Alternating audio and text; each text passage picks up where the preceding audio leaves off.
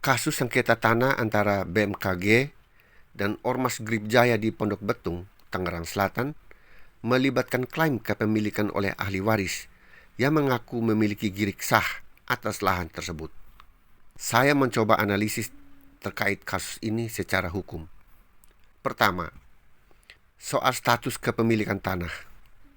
BMKG mengklaim bahwa tanah tersebut adalah aset negara berdasarkan sertifikat hak pakai nomor 0005 tahun 2003 dan diperkuat oleh putusan peninjauan kembali Mahkamah Agung nomor 396 PK PDT 2000. Di sisi lain, ahli waris yang didampingi oleh Gripjaya mengklaim kepemilikan berdasarkan girik asli dan putusan kasasi Mahkamah Agung nomor 1600K PDT 2020. Kedua, aspek hukum sengketa tanah. Hak pakai melawan girik dalam hukum agraria Indonesia. Sertifikat hak pakai memiliki kekuatan hukum lebih tinggi dibandingkan girik yang hanya merupakan bukti pembayaran pajak tanah dan bukan sertifikat kepemilikan.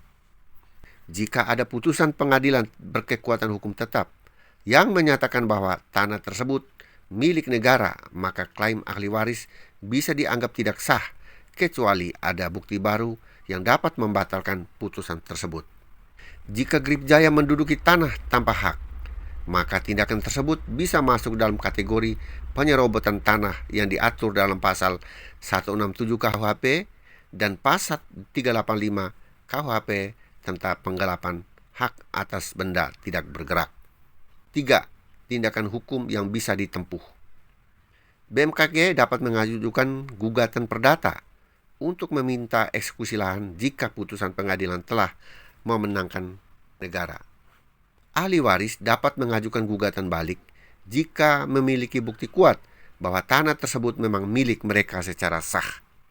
Polda Metro Jaya telah menangkap beberapa anggota Gripjaya terkait dugaan pendudukan ilegal dan pemerasan terhadap pedagang di lahan tersebut.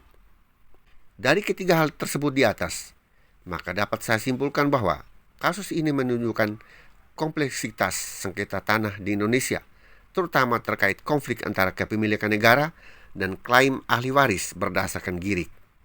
Jika BMKG memiliki putusan pengadilan berkekuatan hukum tetap, maka klaim ahli waris kemungkinan besar tidak dapat dibenarkan secara hukum.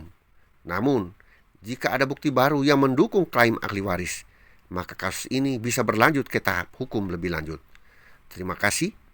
Advokat Darius Leka, SH, MH.